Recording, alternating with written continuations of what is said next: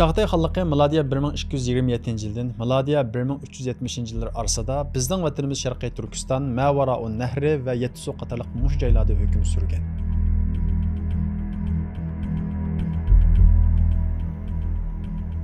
Paytaxtda dastlabida Almaliq bo'lgan, keyin Naqshbandga o'tkelgan. Ya'ni Qashqarning atrofidagi Naqshbandga o'tkelgan. Chag'atay xonligining ismi Chingizxonning ikkinchi o'g'li Chag'ataydan kelgan. Bilganimizdek, Chingizxon vafot bo'lishidan ilgari o'zi hukmronlik qilgan zamonlarning hammasini 4 o'g'liga bo'lib bergan. Chag'atay xonligi bo'lsa, bu 4 o'g'ildan shakllangan 4 xonlik ichidagi cho'ngroq edi. Chunki bular qor qitallar egallagan zaminlarning hammasiga hukmron bo'lgan. Ko'limi sharqda Qo'chu Ediqut xonligidan tortib, g'arbda bo'lsa Mavaraun Nahrning hammasini o'z ichiga olgan. Chag'atay xonligi dastlabida dadisi suyurg'al qilib bergan zaminlarda taraqqiy qilib kengaygan va keyin Moğol xalqidan ayrilib mustaqil davlat bo'lishga qarab mangan. Chag'atay xonligi keyingi davrga kelgan vaqtda, ya'ni milodiya 1314-yillarga kelgan vaqtida Chag'atay xonlaridan Akufka, Isam Bo'g'o bilan Kibaxon o'tirisida datalash chiqdi. Kibaxon bo'lsa paytaxtni yaylaq bo'lgan Almaliqdan Samarqandga o'tkazib, ziroatni taraqqiy qildirish tarafdori bo'ladi. Isam Bo'g'o bo'lsa yanada shu ko'chman chorvachilik turmushini davomlashtirishda ching turib oladi va o'zining ergashishlarini boshlab Ili vodisidagi o'tloqlarda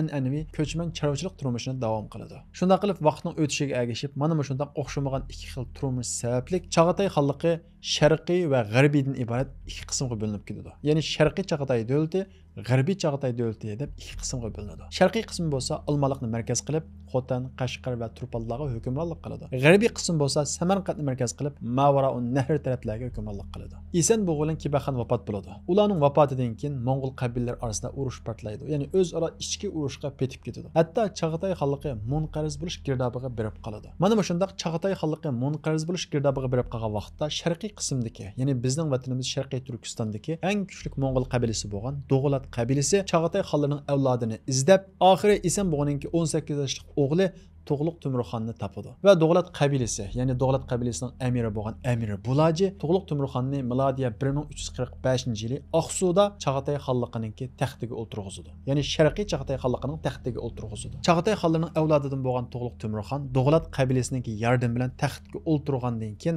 atrofdagi qabila Do'g'lat qabilasi va To'g'liq Temurxonning atrofiga o'lishga boshlaydi. Chunki qabila birisi-birini e'tirof qilmaydi, birisi-biriga itoat qilmaydi. Ammo xonlikning avlodi bo'lsa, ularda bir ma'naviy kuch bo'lg'achqa, ularning atrofiga nihoyat tez shaklda uyushadi. Shunday qilib Do'g'lat qabilasining tirishchanlik bilan munqariz bo'lish girdobiga berib qolgan Chag'atay davlati qaytadan asli keltirildi. To'g'liq Temurxon bizning vatanimizdagi tunji Mo'ng'ul musulmon podshoh hisoblanadi. To'g'liq Temurxondagi musulmon bo'lishida mundaq bir voqealik tarixiy rishtiida bayon qilinadi. U bo'lsa-mu To'g'liq Temurxon taxtga chiqishdan ilgari Jamoliddin ismli bir tatar shayx bilan ko'rishdi. Jamoliddin shayx uningga islomni tushuntirdi, iymon haqida so'zlaydi. To'g'liq Temurxon uningdan islom haqida anglagandan keyin qalbi yurib yig'lab ketadi. Ve aytadiki, men taxtga chiqsam cho'qim musulmon bo'laman. Mening taxtga chiqqanligimni anglasangiz, cho'qim meni izlab keling deydi. Shayx Jamoliddin bu bo'lgan ishlarni o'zining o'g'liga vasiyat qiladi. Agar mening hayot vaqtimda To'g'liq Temur taxtga chiqsa, uning qishig'i men boraman. Agar men vafot topgandan keyin taxtga chiqib qolsa, uning qishig'i bag'in, siz dadamga men taxtga chiqsam musulmon bo'laman deb va'da berib ekansiz deb buni eslatgan deydi. Darvaqa To'g'liq Temurxon taxtga chiqqan vaqtida Jamoliddin shayx vafot topgan edi. Shayx Jamoliddin vafot topgandan keyin o'g'li Shayx Arshiddin dadasining vasiyatiga binoan To'g'liq Temurxonning o'rdisiga keladi va uning bilan ko'rishmoqchi bo'ladi. Lekin qancha qilsa-mu To'g'liq Temurxon bilan ko'risholmaydi. U o'rdining qishiga egiz bir do'nglikning qishiga chiqib, har kuni azon to'laydi. Bu azon ovozini har kuni anglagan To'g'liq Temurxon bu to'g'lagan kimkan chaqirtib akalanglar deb askarlarni avatadi. Odati bo'yicha Shayx Arshiddin bir kuni at deganda azon to'layotgan vaqtida Mo'ng'ul askarlari uning azonni tugatishini saqlamasdan uning quloqini tortqanicha o'rniga boshlab akiradi. To'g'liq Temurxon Mavlana Arshiddindan sen kim, nima deb to'laysa, nima deb mening uyqumdan mahrum qo'ysa deydi. Mavlana Arshiddin bo'lsa, men Shayx Jamoliddinning o'g'li. Siz dadamga men taxtga chiqsam musulmon bo'laman deb va'da berib ekansiz. Dadam menga buni vasiyat qilgandi. Men sizga bu va'dangizni eslatgili keldim deydi. To'g'liq Temurxon, men bu shayxni izlayotgandim, qachon keladi deb o'ltirgandim. Men islom haqida yana tushuncha bergan deydi. Mavlana Arshiddin To'g'liq Temurxonga yana islom haqida tushuncha beradi. To'g'liq Temurxon Mavlana Arshiddindan islom haqida anglagandan keyin oldida shahodat aytib musulmon bo'ladi. To'g'liq Temurxon musulmon bo'lgandan keyin Mavlana Arshiddin bilan xalqni qandoq islomga chaqirish, o'zining musulmon bo'lganligini qandoq e'lon qilish haqida maslahatlashadi. Ular uzun maslahatlashgandan keyin oxiri Mavlana Arshidinning maslahati bilan amir qo'mondonlarni bir-birlab chaqirib, ularga islomni tushuntirayli. Ishonsa yaxshi, ishonmasa qatl qilayli deb qaror qiladi. To'g'liq Temurxon Mavlana Arshidning maslahati bilan qo'mondonlarni, amirlarni bir-birlab chaqirdi va ularni islomga chaqirdi. Amirlarning ba'zi allburun musulmon bo'lib bo'lgan bo'lib, o'zining iymonini maxfiy tutgan edi. Shunda qilib amirlar, qo'mondonlar bir-birlab musulmon bo'lishga boshlaydi. Shunda qilib To'g'liq Temurxon milodiya 1354-yili o'zining Budda dinidan voz kechib, islom diniga kirganligini Almaliqda jakarlaydi. Uzun chechini kesib, sunnat qildirib, o'zini Abu Bakr Muhammad deb ataydi. To'g'liq Temurxonningki islomni jakarlashi, o'zining musulmon bo'lganligini e'lon qilishi bilan uning qo'lidagi 160 ming kishilik Mo'ng'ul qo'shini musulmon bo'ladi. Shunda qilib Chag'atay xalqi tavasida islom nuri chaqnaydi. Kucha, Qo'mul va Turpandagi buddist Uyg'urlarmi mana shu To'g'liq Temurxonning davrida uning vasilasi sababi bilan musulmon bo'ladi. Bizning vatanimiz Sharqiy Turkistonda tunj bo'lib islom nurini chaqnatgan Sulton Ustuq Bo'raxon bo'lsa, bu nurni to'liqligini To'g'liq Temurxondir. Shuningdan boshlab bizning vatanimiz to'liq holda islomni qabul qilib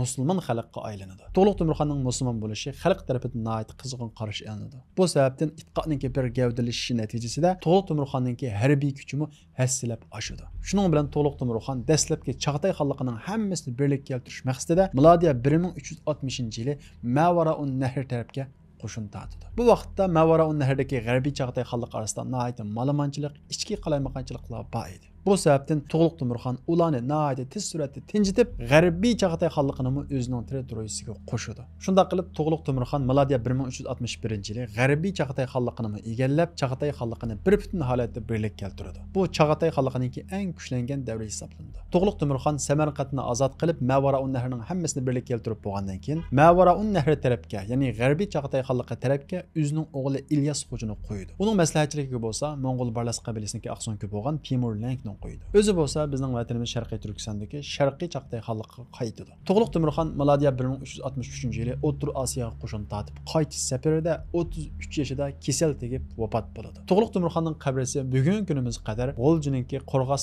nahiyasida qad ko'tarib turmoqda. To'g'liq Temurxon 20 yilga yaqin hukm surgan bo'lib, u hukm surgan davrida tarixiy xarakterlik mundaq cho'ng 3 ishni qilgan. Birinchisi bo'lsa Mo'ng'ullarning va buddist Uyg'urlarning islom kirishiga sabab bo'lgan. Ikkinchisi bo'lsa Qaraxonlar davrida qo'llangan va g'arbiy Chag'atay xalqida qo'llangan Uyg'ur tili va yoziqini Sharqiy Chag'atayda umumlashtirgan. Uchinchisi bo'lsa elni tinchitib, madaniyat va ma'rifat jihatda nihoyat taraqqiy qildirgan. To'g'liq Temurxon Mo'ng'ul millatida bo'lsa-mu, bilganimizdek 18 yosh vaqtida musulmon bo'lgan. Yoziqi Uyg'ur Chag'atay yoziqi bo'lgan, madaniyati, ma'rifati hammasi Uyg'ur madaniyati va Uyg'ur ma'rifati o'sib yetishgan. To'g'liq Temurxon vafot topgandan keyin Chag'atay davlatida nihoyat ig'ir davolg'ishlar bo'lgan. Uning birinchisi bo'lsa To'g'liq Temurxon vafot topgandan keyin Do'g'lat qabilasining amiri bo'lgan Qamirdan isyon ko'targan va shundaqla To'g'liq Temurxonning avlodidan İlyas Xo'ja qatorliq 18 kishini qatl qilgan va hokimiyatni qo'lga olib 20 yil hukm surgan.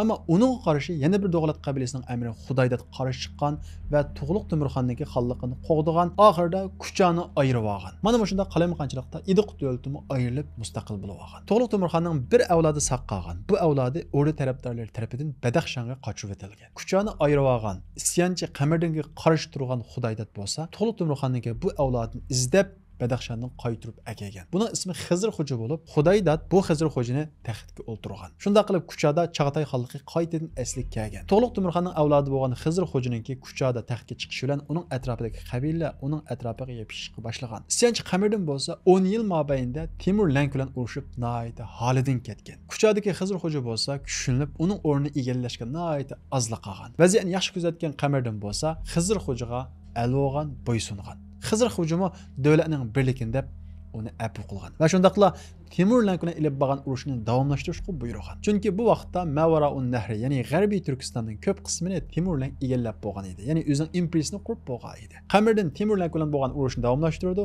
lekin u urushda mag'lub bo'ldi. Timur Lenk bo'lsa Qamirdinning tirisini ta'tir suyib o'ldirib o'tdi. Xizr Xo'ja bo'lsa Sharqiy Chag'atay xalqidagi birdan-bir xonga aylanadi. Xizr Xo'ja bo'lsa nihoyat shariatchi, diyonatlik, taqvo va shundaqla botir mujohid kishi edi. Turpan va Qo'mildagi buddistlar Xizr Xo'janing davrida tamoman islomga kirdi. Xizr Xo'ja Xitoy taraf qarab yurish qiladi va shu yurishida shahid bo'lib vafot bo'ladi. Xizr Xo'ja vafot topgandan keyin uning o'rniga Shami Jahan Muhammad xon qatorliq 10 dan ortiq xon taxtda o'ltirdi. Ammo Chag'atay xalqining keyingi davrida ichki ziddiyat ulg'ayib ketadi. Natijada Chag'atay xalqi, ya'ni Sharq va G'arbdan iborat ikkiga bo'linib ketadi. G'arbiy Chag'atay xalqi Timur Lenk tarafidan ishg'ol qilinadi, ya'ni egallab u yerda o'zining imperiyasini quriydi. Ondan keyin Timur Lenk Sharqiy Chag'atay xalqiga yurish qiladi. Nurg'unlagan qalaymaganchilik, nurg'unlagan xaroblikqa sabab bo'ladi. Ammo Sharqiy Chag'atay xalqini, ya'ni bizning vatanimiz Sharqiy Turkistonni to'liq qo'lga tushirolmaydi. Sharqiy Chagatai xonligi milodiya 1514-yillarga qadar mustaqil holda davom qiladi. Ammo 1514-yil kelgan vaqtida yana shu Tug'luq Timurxonning avlodi Saidxon tarafidan munqarz bo'ladi. Uning o'rniga Yarkan xonligi va yoki Saidiya xonligi quriladi. Bilganimizdek Chagatai xonligi madaniyat jihatdan nihoyat taraqqiy qilgan. Masalan, shu davrda mashhur shoir va olim Alisher Navoiy, o'sib yetilgan shoir Lutfi, Sakkakiga o'xshash olim va adib shoirlar ana shu Chagatai xonligi davrida yashab o'tgan shu davlatning mahsulidir.